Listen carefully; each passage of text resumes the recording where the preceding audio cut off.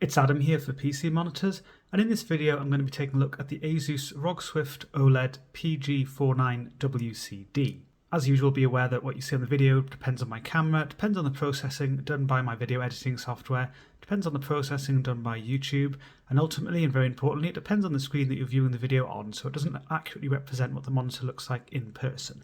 This is going to be a standalone video review, there isn't a written review, so there are going to be some little details and readings which would usually be found in the written reviews brought over into this.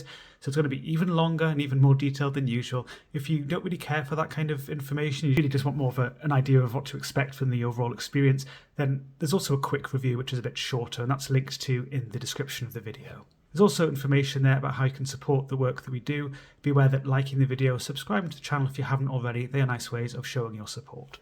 As you'll be able to see straight away, this is an incredibly wide monitor. It's so-called super ultra wide, and this has a QD-OLED panel, and it supports a 144Hz refresh rate.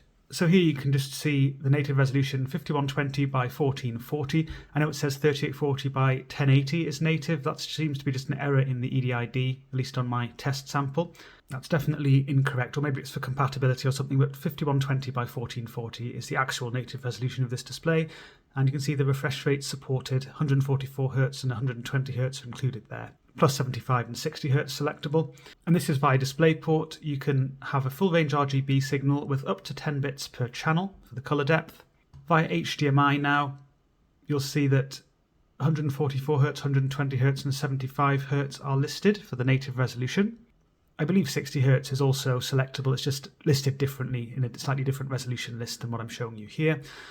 But you can see with the full native 5120 by 1440, 144Hz, you can have full range RGB, 12 bits per channel or up to 12 bits per channel. Now, if you select use default color settings, then it's going to be using 8 bits per channel for SDR and 10 bits for HDR. That actually matches the vast majority of SDR and HDR content respectively. So it doesn't really matter what you select for the output color depth. You're not going to get some magical extra bit depth which isn't used in the content itself.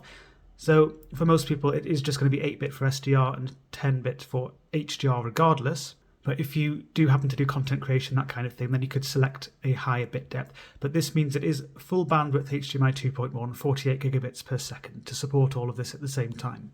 And that does include HDR if you want to be using that, and also variable refresh rate technologies. You might also have noticed, this is just an example with HDMI, there's a 3840 by 2160 120Hz mode. This is particularly useful for games consoles, and they can support HDR at the same time as this. The Xbox Series X, for example, needs to be running this resolution to actually use HDR. But be aware that the monitor doesn't include scaling capability if you've got VRR enabled, so you can't use VRR at the same time as any 16:9 resolution, including this, with scaling on the monitor. If you're interested more about how the scaling works on the monitor, by the way, do check out the OSD video because it's all covered there. So with this absolutely huge screen, and yes, it is curved, I'm not going to say too much about the curve, I'm simply going to say that it is a fairly gentle curve for such a wide screen really, and it's something which I found entirely natural and I adapted to very quickly. I think it suits this kind of very wide screen. So it's not something I'd worry about, it isn't something which I found distracting or annoying even when I was on the desktop. Speaking of on the desktop, this expansive screen gives you a lot of horizontal real estate. It's basically the same as having two 27-inch 2560 by 1440 models side by side without any central bezels. So you get the same vertical desktop real estate as a single 27-inch 1440p model, in other words, but an absolutely massive amount, twice as much. So it's great for word processing, that kind of thing. Also great for multitasking, even with triple windows or something like that, whatever. Perhaps more than 3 windows even, depends what you want. So in terms of the text clarity, yes, there's the fringing to be aware of in places, but really I find the general clarity just fine. Everything's nice and readable. What I would say though, just as a general point, because it's such a wide screen, I usually sit around 70 centimeters for monitors when I'm testing them. With this one, I would feel more comfortable a bit further back, say maybe 80 to 90 centimeters. And the reason for that is just that the incredible amount of width. When I'm using it for productivity, this is, I should say, The incredible width means that I'm moving my neck a lot, so usually I can just get away with moving my eyes around the screen, which is quite comfortable, quite fine, but I find that it feels a bit unnatural having to move your neck all the time when you just look at text or other content at the edges of the screen. But for playing games, this is incredibly immersive. It engages your peripheral vision very nicely. I will certainly show you some gameplay for titles that support the resolution properly, such as Battlefield and Shadow of the Tomb Raider, when I get to them in the review. But just to mention that not all games do support this. So some games support 21:9 but don't support 32:9, for example. So I've been playing quite a bit of Starfield recently, and that supports 3440x1440, which is shown here, but it doesn't support 5120x1440. So you can see that there are black borders. But at least with this being OLED technology, those black borders are actually really black, really deep. I don't really find them particularly distracting like I can on some LCDs, if they have that kind of thing. It does depend on the room lighting, and I'll come on to that later. And there are some titles which don't support even 3440x1440, and you will have to be running them in 16:9, for example, so that would be even less of the space, even larger black borders, but again, at least the borders can be pure black. Cyberpunk 2077, I'm just going to quickly show you this. The menu and the loading screens, they're just in the middle, so they don't use the full screen. You can see the black borders, but when you're actually in the game, you do get the full screen used, and it's super immersive. And actually, I would say for Battlefield, which I'll show you later, I found it quite advantageous to be able to see so much horizontally. My peripheral vision was often engaged. I could see enemy movements right at the edges of the screen, which I would miss even on a 21:9 monitor, and certainly on a 16:9 monitor, because I wouldn't be able to see that at the time. So there are some potential competitive advantages to this as well. And it's also worth mentioning as well, you will have HUD elements. So my player health there, for example, I've actually got most of my HUD disabled, but most of the HUD elements, and on Battlefield, it might be your ammo count, that kind of thing. And towards the bottom left, you'd have your map as well. Not really in your central field of vision, so you kind of have to move your eyes, potentially even move your neck to actually look at them. So that can be a little bit annoying, but kind of get used to it. And for me, I did still find the overall experience really nice, even for more competitive gameplay. I've just loaded up Shadow of the Tomb Raider just so I can show you the difference between 32:9 and 16:9 with a nice little example here. So this is 32:9, really expansive horizontal field of view. This is 16:9, so same field of view vertically, but a lot less horizontally. From the front, you can see a very wide screen indeed. There's a coated metal stand base, which is nice and solid, gives a good premium feel to things, although the stand neck is plastic. Still quite solid footing, which you'd hope from such a wide screen. The top and side bezels are dual stage, so there's a panel border which is flush with the rest of the screen. And there's a hard plastic outer part as well. There's also an active area, because this is a QD-OLED, which the image can move around in a little bit. It's one of the OLED maintenance features of the monitor, Pixel Move I believe they call it. The screen surface is glossy with an effective anti-glare treatment, and as usual for QD-OLEDs, if there is direct light striking the surface, it does lighten up a bit, and that occurs when it's switched on as well as when it's off. So you might be able to see actually even in this lighting, the panel border is blacker than the rest of the screen. It's because there's a bit of light in the room. With strong direct light striking the screen, it can take on a bit of a colourful tint as well. It can be purple or slightly reddish, really depends on the lighting. So you do have to be mindful of the lighting. Generally, reflections aren't a big issue unless your room is particularly bright or you have direct light striking the screen surface. But if you've got controlled lighting conditions and a dimmer room, it doesn't have to be pitch black. You can fully benefit from the QD-OLED contrast. You have to also be aware of the interaction of ambient light with matte screen surfaces. So whilst you can get reflections on this one and a sort of a lightening up of the screen surface, and that's because it doesn't have an outer polarizing layer, by the way, that's why it lightens up the screen surface and can take on a bit of a colourful tint as well. But with matte screen surfaces, you'd have diffusion of light across the screen, which can haze up the image, or flood the image depending on how bright the light is and the exact screen surface used, so you avoid that here. This glossy screen surface also allows direct emission of light from the screen surface, so it is superior in terms of the clarity and vibrancy potential. I've brightened the room up quite a bit just so you can see that sort of colourful tint with the screen surface, which can occur in brighter conditions. There is indeed some light striking the screen surface directly as well. It also allows you to see the reflections more clearly, and because of the curved nature of the screen, the reflections can stretch across the screen, and certainly if you're viewing it off angle, the stretched reflections can be rather significant. But in more controlled lighting conditions, it isn't something you should worry about. At the rear, you can see plastics with various different textures. There's also a pixelated ROG logo there, ROG eye logo. That's actually a lighting feature on this model. And there is the little lighting feature in action at the rear, just cycling colours. I do quite like this lighting feature aesthetically, but unfortunately my monitor, as many do, will just face the wall and it's not something you can actually see from the front. The monitor has a heatsink rather than a fan. I know some people dislike fans, understandably, in monitors, so that isn't something you have to worry about here. It's passively cooled. You also notice this little red thing, that's just a little cover. There's a USB port there, and there's also a tripod mount at the top of the stand if you want to connect a camera up, perhaps for streaming or other purposes. The monitor doesn't include integrated speakers, but the ports it does have, they are facing downwards. You've got an AC power input, so there's an internal power converter. There's an HDMI 2.1 port, there's a DisplayPort 1.4 with DSC port, USB-C, which supports DP alt mode, 90 watts of power delivery, and USB upstream data capability. There's a Type B downstream port. Yes, this monitor does support KVM. And there are two USB downstream ports plus SPDIF out. And there's a K slot for good measure. And also facing downwards, there is a 3.5mm headphone jack, as well as another USB downstream port. You can also see the controls of the monitor there, and that control system is explored in the OSD video.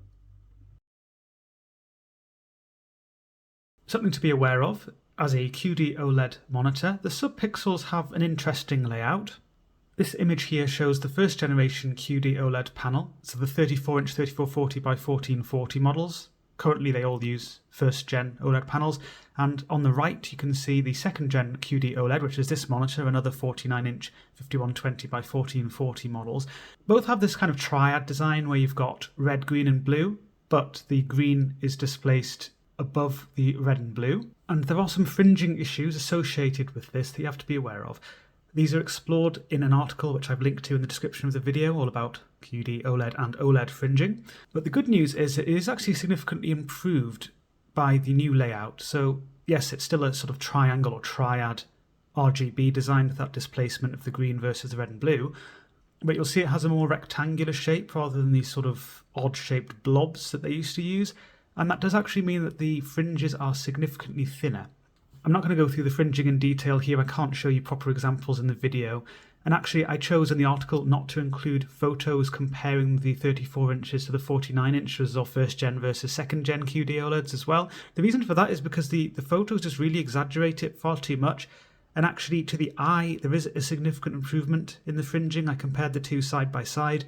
But it is still there, and it's still there in the same kind of places you'd get it before, but it's significantly slimmer than on the first gen panels. So one of the examples I gave in the article was for the tables here. So really you've got white text, black background, and a white background around that black square. And I can see fringing for the text and for the border between the white and the black, you know, that contrasting example there.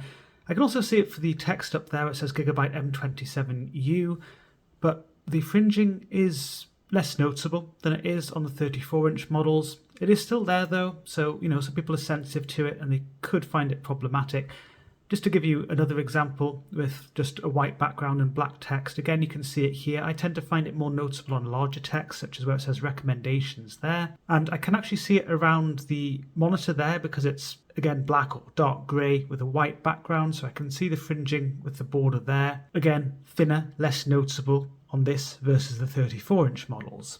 And if I use a super telephoto lens, I can actually show you what the fringing would look like, at least to the camera. It doesn't look like this to the eye and you're not zoomed in this much, but you can see it's green there, that's sort of an orangey colour, and magenta, pink.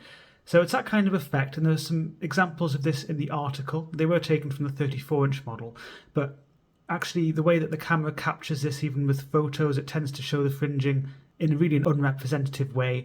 And to me, the fringing on the photos, comparing the 34-inch to the 49-inch, it was just made them look too similar. To the eye, I really do think there's been a significant improvement to the fringing. I would again stress that some people may find it bothersome, some people are particularly sensitive to it. It's still nice to see improvement in this area. Moving on now to the calibration of the monitor. So the table here just has a few different conditions, not as many as you'd find in the written reviews, just a bit simplified here, but it shows the gamma and the white point measured using a SpiderX Elite colorimeter. You can see central average 2.2 gamma all the way, most of it close to 6500K for the white point, and those are the two targets which I will go for in review, so I'm happy with that.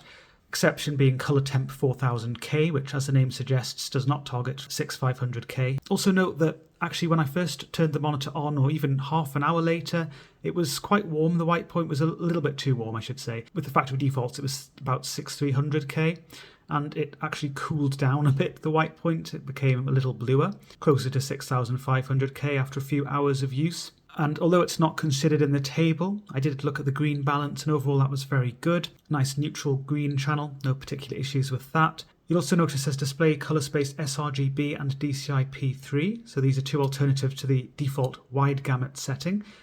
Now DCI-P3, it says in brackets 6500K. You need to actually have a colour temperature selected on the monitor to use that, whereas the default, at least with racing mode, would actually be the user colour temperature setting, with everything set to 100, red, green and blue channels.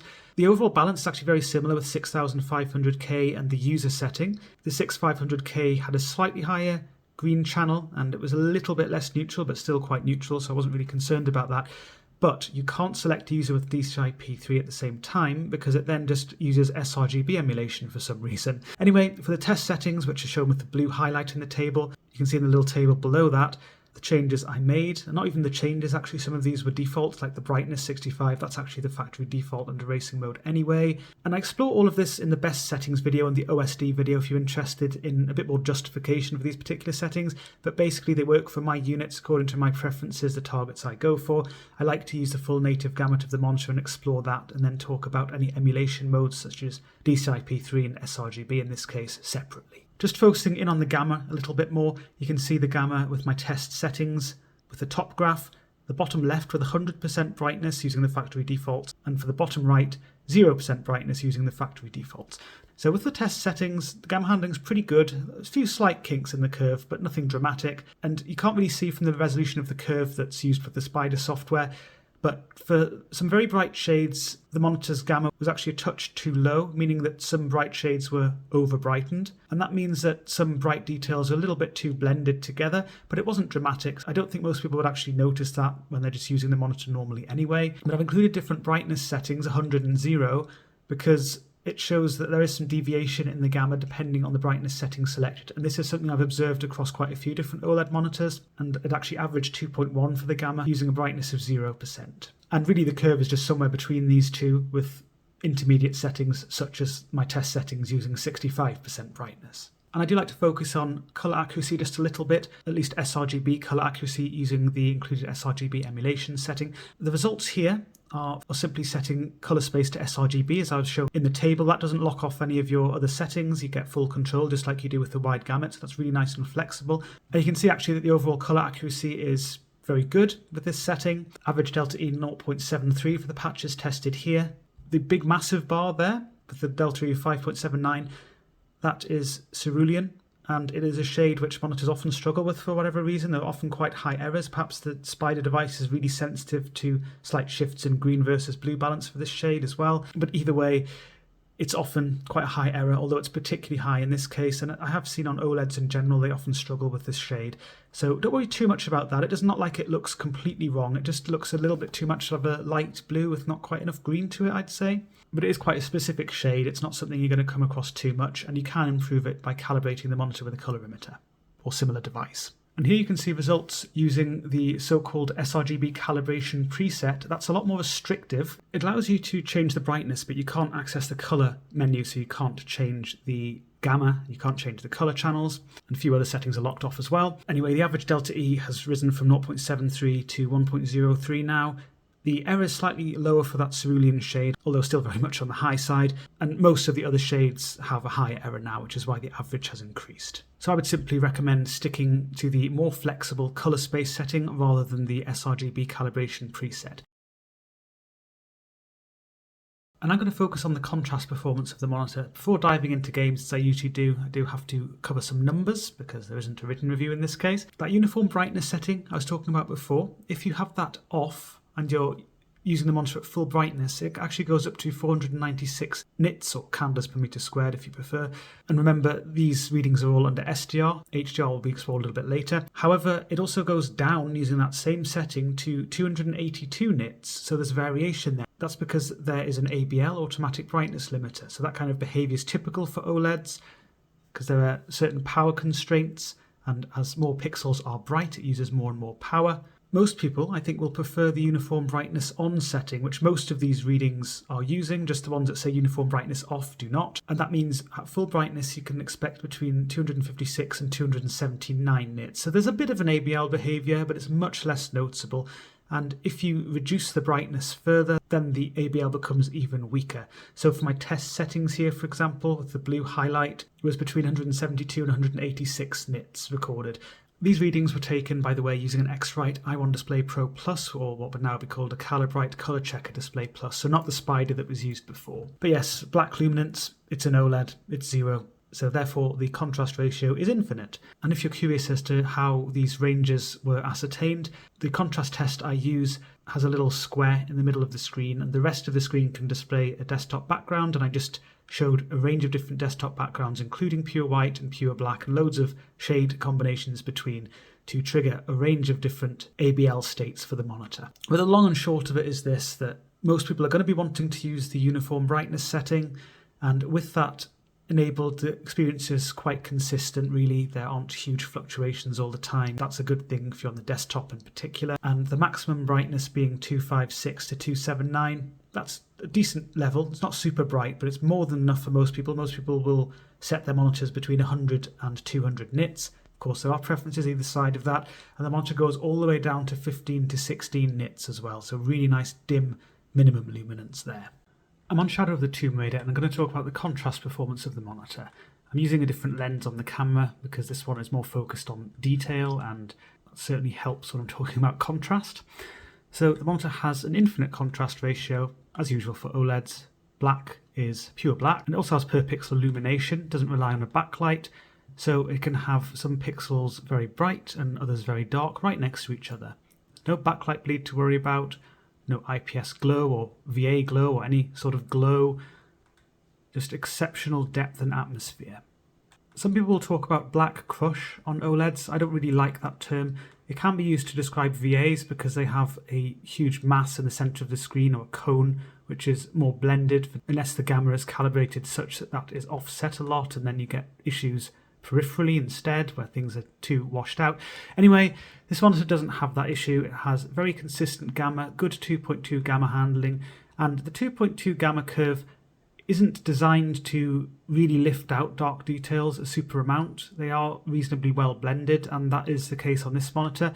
Yes, there might be a little bit of extra blending compared to what you might expect on a monitor with infinite contrast and perfect 2.2 gamma handling. So actually the level of detail, the little bones, little skulls on the sides there, they are brought out in a way which they just aren't on any LCD I've used on LCD monitors. You can use shadow boost. Really have to go all the way up to dynamic adjustment to really increase the depth, but that just gives things a really flooded, artificially enhanced look. I don't like that at all. And even the medium shades have extra depth to them because of the excellent contrast. LCDs in comparison can give a little bit of a translucent quality to some shades, whereas they look far more solid in this case. The gamma consistency is also exceptional. I was kind of alluding to that earlier, but these detail levels are maintained very well throughout the entire screen. So I would not worry about the detail levels. The detail levels certainly are superior under HDR, and I'll come on to that later, and that's because it uses 10-bit colour processing. It has much better precision, much better tone mapping. Now I've brightened the room up massively. I mean, I've got lights shining on the screen directly. This is really not good for a glossy screen surface like this. I just wanted to give you an extreme example here. Most of the time, in normal daylight, if you have at least reasonable control of the lighting, you won't really have to worry about the reflections like I've got here. Like I said, there is a light right behind me, a strong light hitting the screen surface. But I just wanted to demonstrate that if the room is particularly bright, and especially if you've got direct light striking the screen surface, then do not expect the kind of deep atmospheric look I was talking about. It's not only because of the glossy nature of the screen surface, it's also because Being QD-OLED, it doesn't have an outer polarizing layer. So that means that the screen surface actually lightens up and takes on a bit of a colourful tint. It can appear sort of purplish, or blue, maroon, red. It really just depends on the lighting. So it's not ideal, although in these particular conditions I would add that if this had a matte screen surface you would get a lot of diffusion of light, and that fogs up the image, clouds the image as well. So it's not ideal either way. And this is with just daylight and more carefully controlled conditions without so much light striking the screen surface directly. There is a little bit of that going on. You can still expect a decent experience, so don't think you have to sit in a pitch black room. That isn't true. You just have to be somewhat mindful of your lighting environment to get the most out of the monitor in terms of contrast. Considering the brighter shades, the glossy screen surface has its advantages there as well. It allows direct emission of light without heavy diffusion of the light emitted from the monitor, as well as the fact that you don't get that kind of hazing from ambient light if you've got any. I don't really have an awful lot in the room at the moment, just a little bit. And there isn't layering in front of the image, there isn't graininess to the screen surface even when you're observing very bright shades, just nice and smooth. I'm now on lagom.nl, the website, and I'm going to talk about the colour reproduction of the monitor. First of all, looking at the Lagom test for viewing angles, because they are a good way of exploring the idea of colour consistency, which OLED is particularly strong at. So the Lagom text looks a nice blended grey throughout the screen, mild red striping to the text. It's largely because of the very generous colour gamut, but it's rather consistent throughout the screen. You can notice slight shifts in the background, but that's related to uniformity rather than specifically viewing angle related. Anyway, this indicates a very low gamma curve dependency to the viewing angle of the monitor, which you'd expect from an OLED model. This block always looks really odd on the video, but to the eye it is a slightly pinkish purple throughout the screen, but again nice and consistent. It doesn't have clear shifts, and if you were looking at a model that's this wide, that's an LCD, be it IPS or VA, more likely VA, then you're going to be noticing significant shifts comparing the central region to the edges of the screen. With this, there's just really nice consistency. Same with the red block, good, consistent, rich red throughout the screen. The green block, a good, consistent green throughout the screen. Blue block, good royal blue throughout the screen. Phew, that was easy. Now on to Battlefield 2042.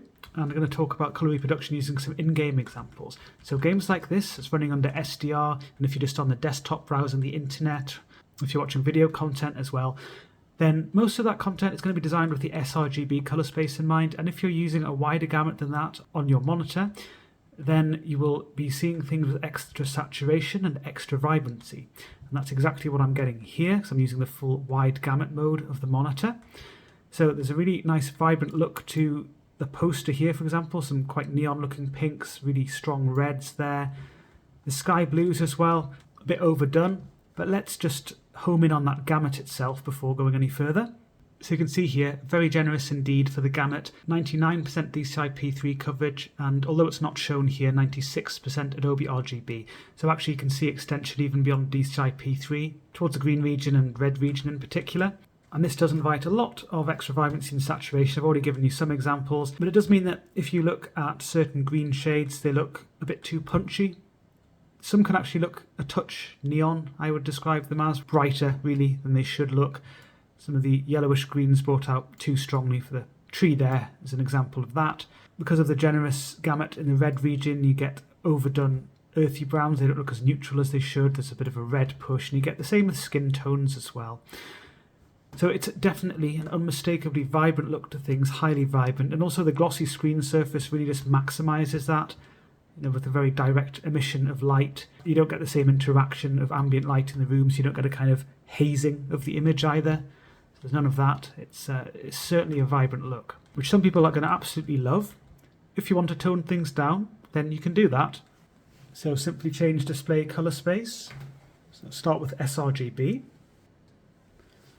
And that tones things down significantly, and this gives a more as the developers intend look, because remember they've got the restrictive sRGB colour space in mind.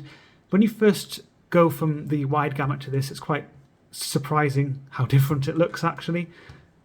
Things are curtailed though, things are more appropriate, so a more neutral look to the sky blues I can notice straight away, and just really all of the shades to be honest. More muted look to the vegetation and the advertising over there. Even the blue ammo counter on my weapon there, for example. And this is what the gamut looks like now. So it's actually a good emulation mode in terms of the gamut mapping. It's mapped well. So there's 98% sRGB coverage with no over coverage to speak of. And as I mentioned as well earlier, really good flexibility when you're using this setting. The same flexibility you get with the wide gamut in terms of being able to adjust brightness, for example. The color channels can be accessed, and the gamma mode if you want to change that as well. So really good, really nice sRGB implementation on this monitor. If you want a bit of a boost to saturation, but less than with the sRGB mode, there's also that DCI-P3 mode.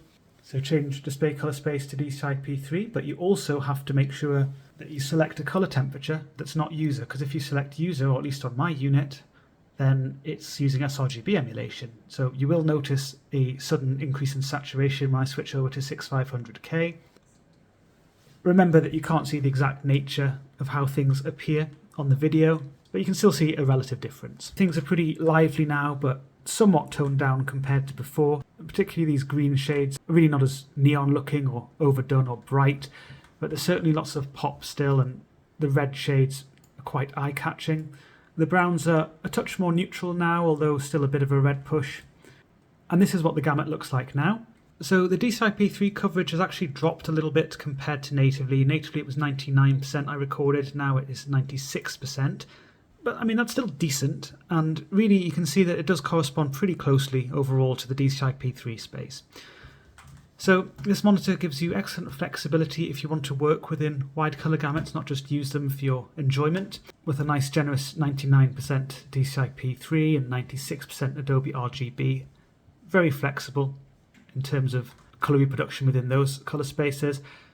The emulation modes are nice to see as well.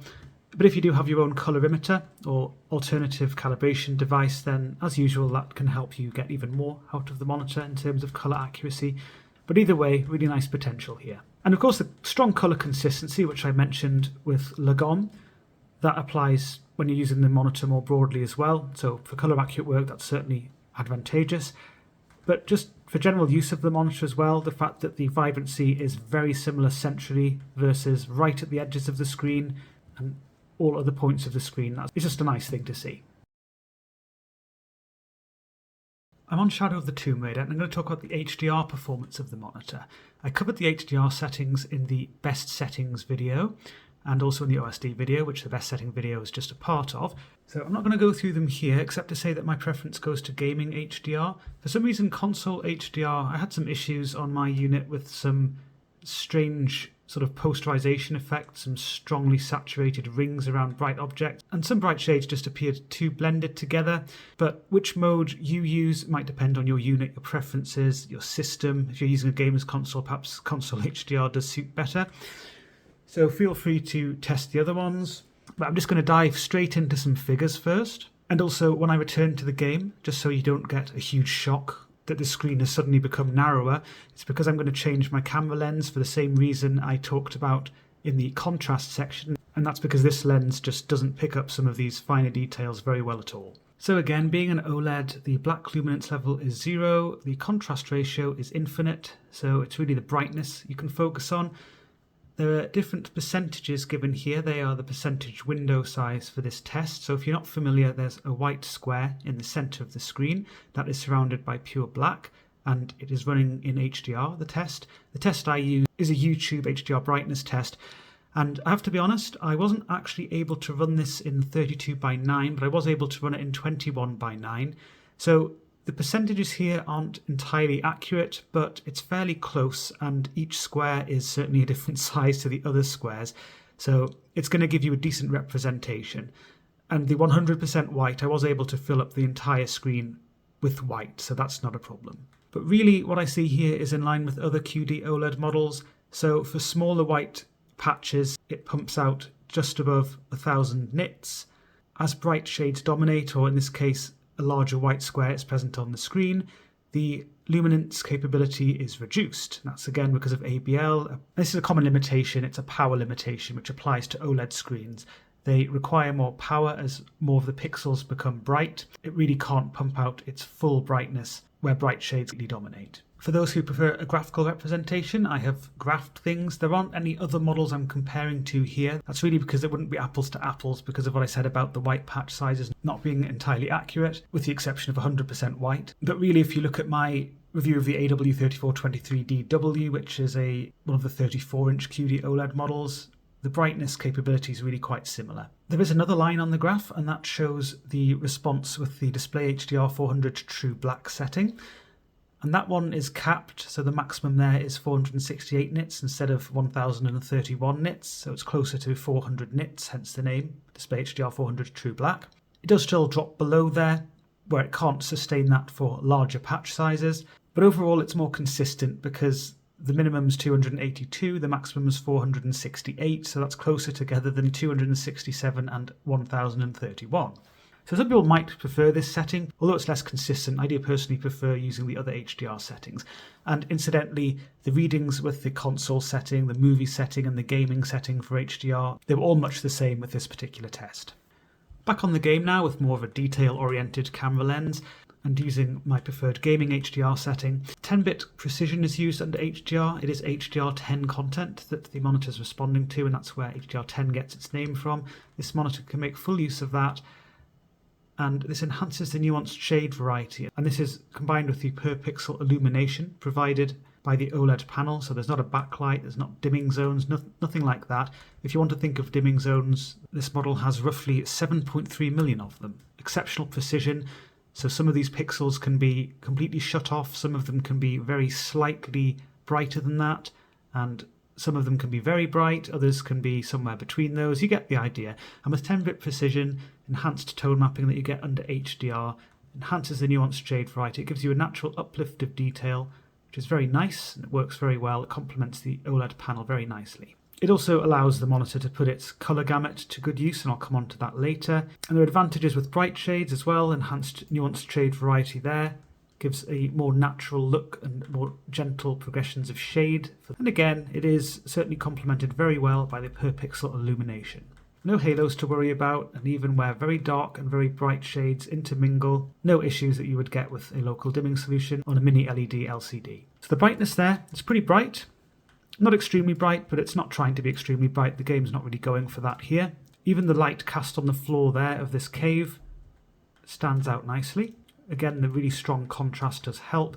And I can see straight away in this scene, really lovely variety of medium and dark shades. Excellent depth to the medium shades.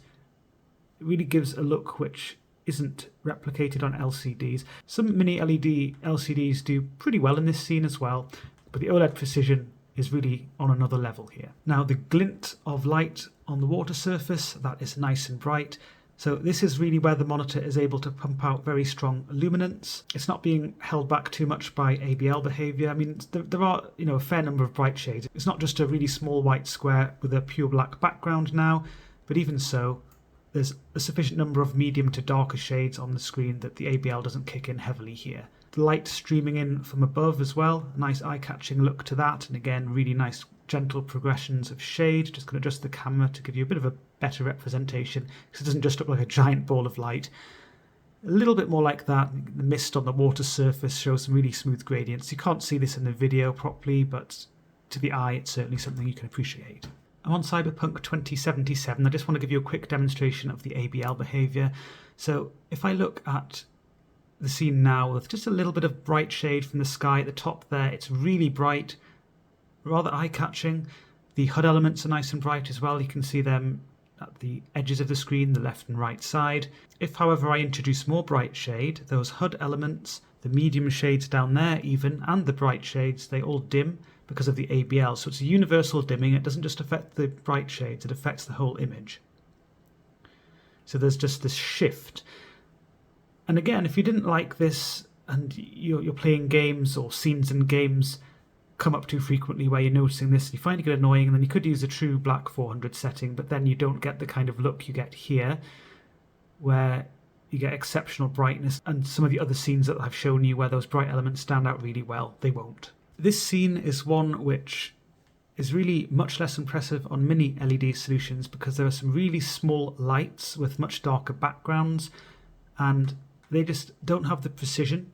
Well, the ones I test certainly don't, because they're got fewer than 2,000 dimming zones versus, again, sort of 7 million in this case. With those, you can certainly see halos of light around the lights here, and there's a sort of flickering effect on those as well with movement because of the transitions between the dimmer and brighter shades. And if it dark biases heavily, these mini LED solutions, the algorithms there, then it's going to be really dimming these bright shades down, whereas on the OLED, all of the bright shades in this scene are really impressive, really nice eye-catching look to them. This scene here is one where I have not ever been as impressed as I am with QD-OLED models like this. A few reasons for that. Again, the per pixel illumination is extremely helpful because of the shade mixtures present here. Also, smaller areas of bright shade here which stand out beautifully well. But the reason I'm actually more impressed with the QD-OLED than the WOLED models, that's because there's actually this sort of silvery purple quality to the outer rim of the bright reflection there, which looks really lovely and smooth here, whereas on the WOLED models, because they rely on a white subpixel, which is unfiltered, to create the light, there's actually really just a sort of pure white core and then an abrupt, more saturated but much less bright ring. You don't get that effect here with the QD-OLEDs because it provides a far superior colour volume, which is to say it can provide strong saturation and brightness at the same time. This isn't something you can appreciate from the video, and I know this probably just looks like a big ball of white light, but to the eye it's really eye-catching, but again has a nice natural blue, silver, purple quality to it, which it should have. And the background here, the nuanced shade variety of the 10-bit colour reproduction comes into play, the ability for the OLED to dim down massively for the small shadow details, even if they're very small, with neighbouring somewhat brighter medium shades. And you'll see here there's some tiny little highlight details.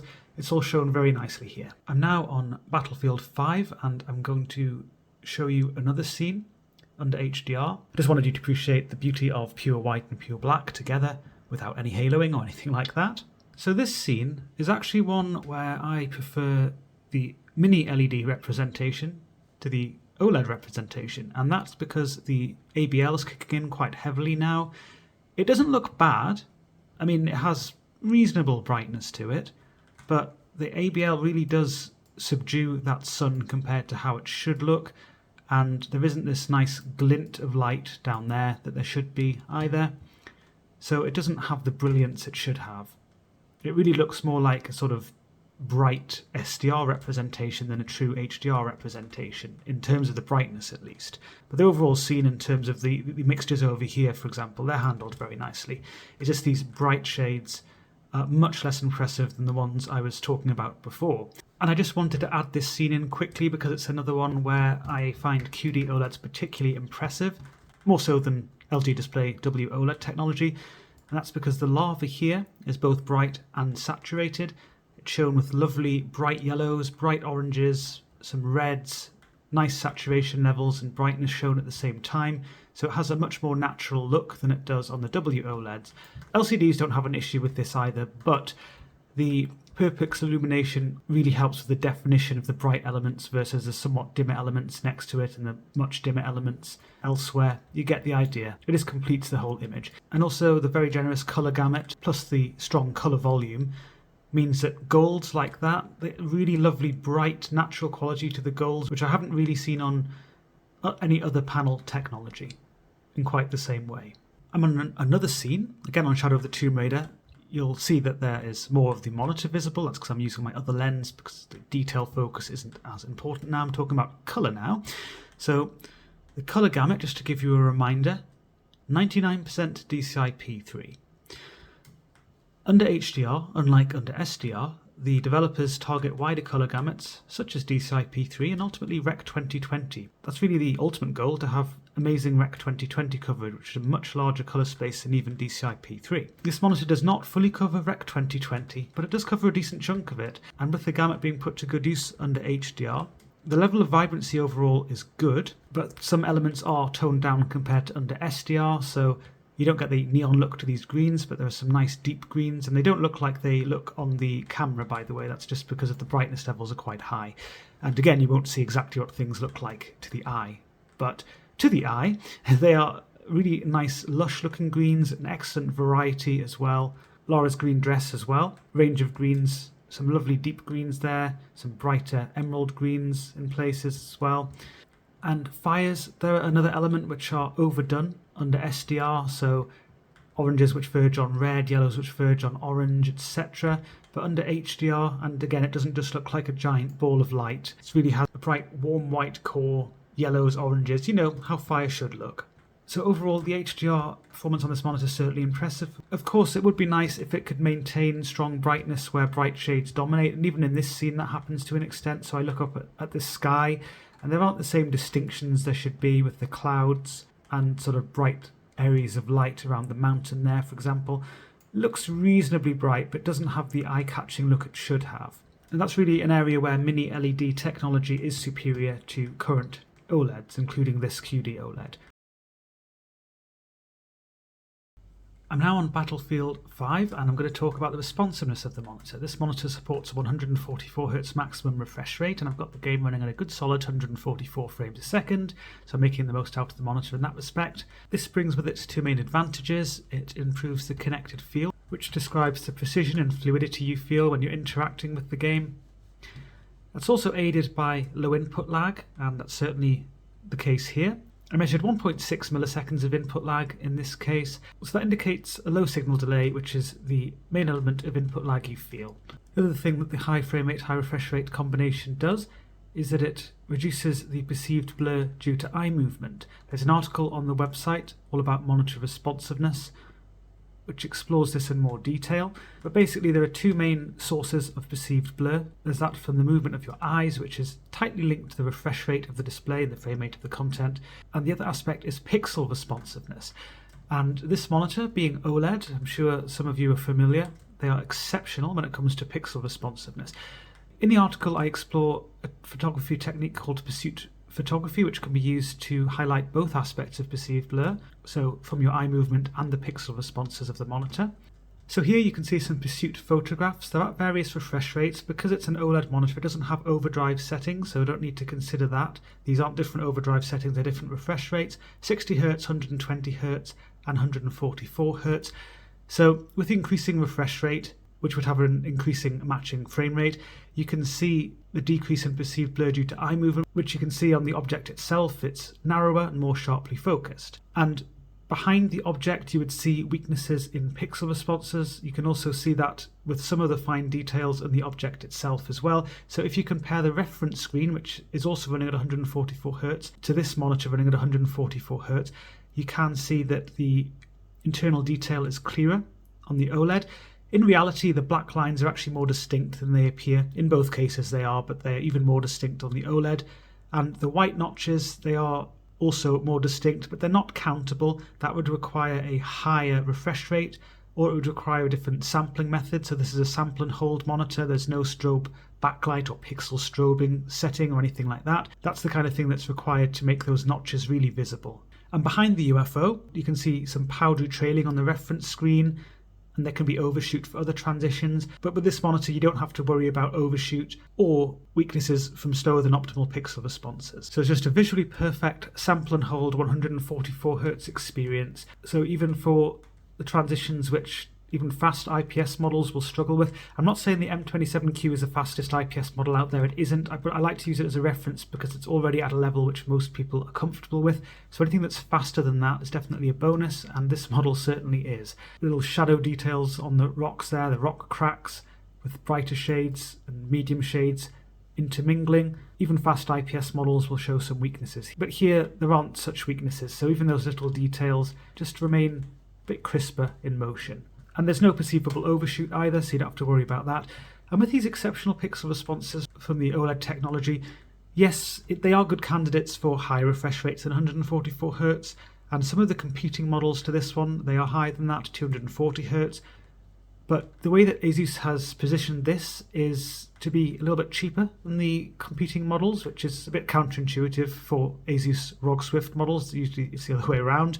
And also they've decided that actually with the 5120 by 1440 resolution, it is pretty demanding. It's not quite as demanding as 4K UHD. For the kind of gaming that this monitor is really designed for, immersive gameplay, it's difficult to push your frame rates to 144 frames a second, let alone above that, even with quite a powerful system, especially if you've got the graphics settings ramped up a bit. I did say that I enjoyed competitive gaming on this monitor though, or playing more competitive titles I should say. I was particularly enjoying Battlefield 2042 because of the incredible field of view, which does give a competitive edge.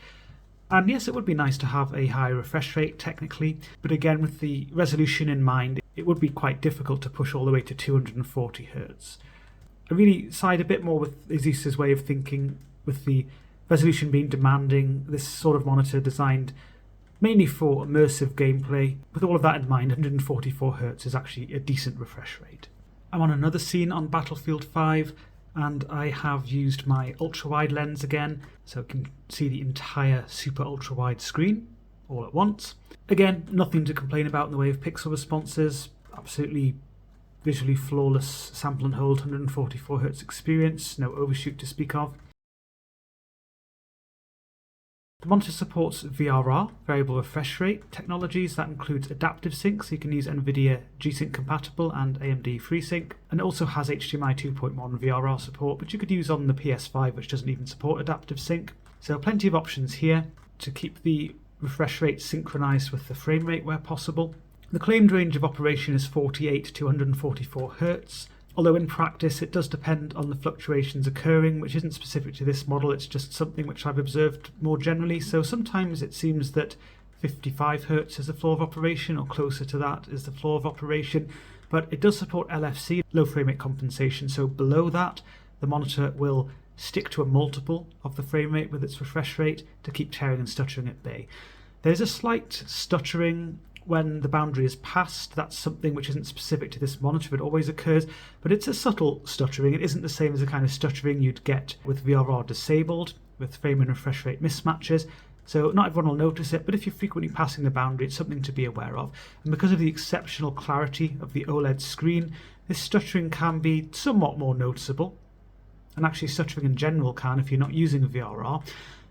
It's also worth noting that if you're watching low frame rate content, 24 frames a second, for example, for certain movie content, then the exceptional pixel responses again mean that stuttering and juddering can be a bit more noticeable there.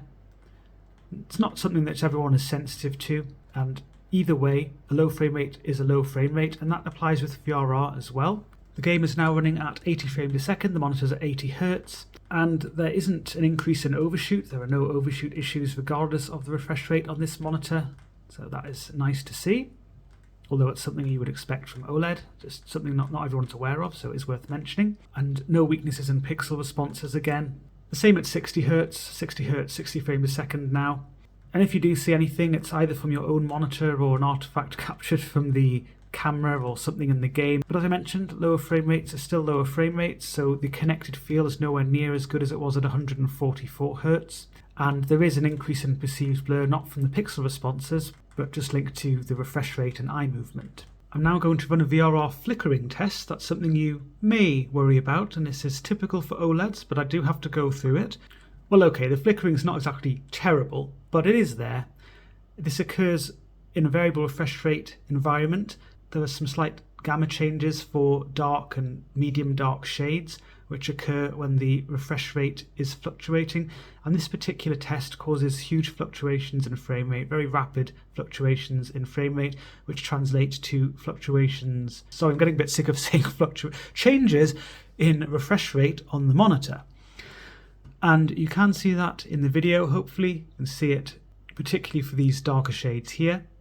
It doesn't occur for brighter shades, the gamma changes aren't apparent there, it's just for the darker shades and some of the medium dark shades as well, so sort of up to this part of the gradient really. It's not something which everyone's sensitive to or will notice, and it does require some fluctuation in refresh rate. So if there are just slight changes, it's not really going to be an issue, and if your frame rate's nice and stable, it's not going to be an issue. I've been using an RTX 3090 for this review, just in case you're wondering, and a lot of the time I can have quite stable frame rate. Certainly don't generally get the kind of fluctuations I'm seeing in this test, but even so in some scenes you can get sudden drops or sudden changes in the frame rate, which can cause this kind of behavior because it affects the darker shades more. In some scenes you won't be able to notice it anyway, but in some you certainly can. And again, it's just one of those things, it's typical for OLED, and it is something which occurs here. Some VA models have much more noticeable VRR flickering. What I would say about this one is I find it more noticeable than I do on my own Alienware AW3423DW, which has a G-Sync module, which doesn't eliminate VRR flickering, but it does offset it a little bit. To wrap up then, the design of the monitor, it's typical ROG Swift stuff, except it doesn't have the bright elements which some models do, so no plasma copper core or anything like that, or bright flashy LEDs at the front. There is a lighting element at the rear, which I actually quite like, kind of pixel design for the ROG Swift eye logo, but I don't really get to see it. You can't admire it from the front. I like the solid feel of the stand base. Coated metal, I am a fan of coated metal. Would have actually liked to see that on the stand neck as well, that's just plastic. It also gives you decent ergonomic flexibility as well. You get tilt, swivel and height adjustment, although it's worth noting that the height adjustment is limited to 100mm, which isn't a huge amount. The monitor also has some nice features such as KVM support with USB-C that has 90 watts of power delivery, has full bandwidth HDMI 2.1, and it does have a 4K UHD downsampling mode, which is useful for games consoles, which can run at up to 120Hz. And the resolution itself is really nice for productivity, particularly if you like a wide expanse on your desktop, lots of horizontal space. It's like having two 27-inch QHD models side by side without any central bezels. Also makes for a very immersive experience when it comes to gameplay. And I need to mention here, because I know I've used my ultra-wide lens in quite a bit of this review, it definitely exaggerates the curve of the monitor. It makes it look like there's this weird pin cushion effect. You don't see that to the eye at all.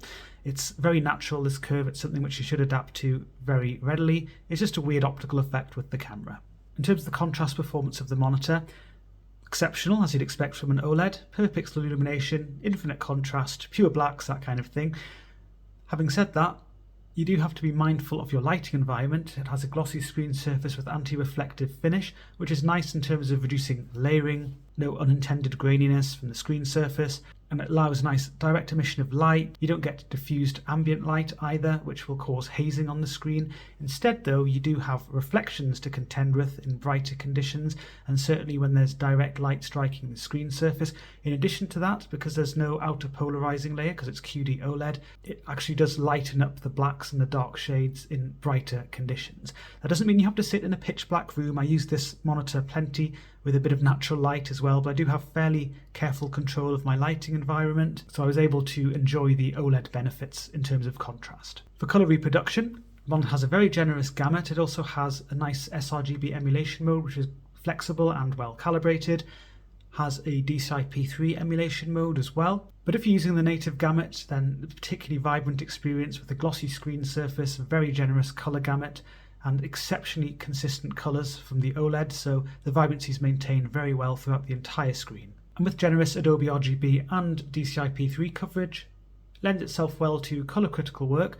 But as you usually see with OLED, some kinks with gamma, and it does depend on the brightness you set. So if you are wanting to use it for colour critical work, and this would really be a recommendation ideally for any monitor for that matter, use your own colorimeter or similar device to calibrate the monitor, then that will be getting the most out of it in terms of accuracy. The HDR performance of the monitor was very impressive, really. It put the gamut to good use. It also made really nice use of the exceptional per pixel illumination, enhanced by 10-bit precision, and also nice bursts of brightness.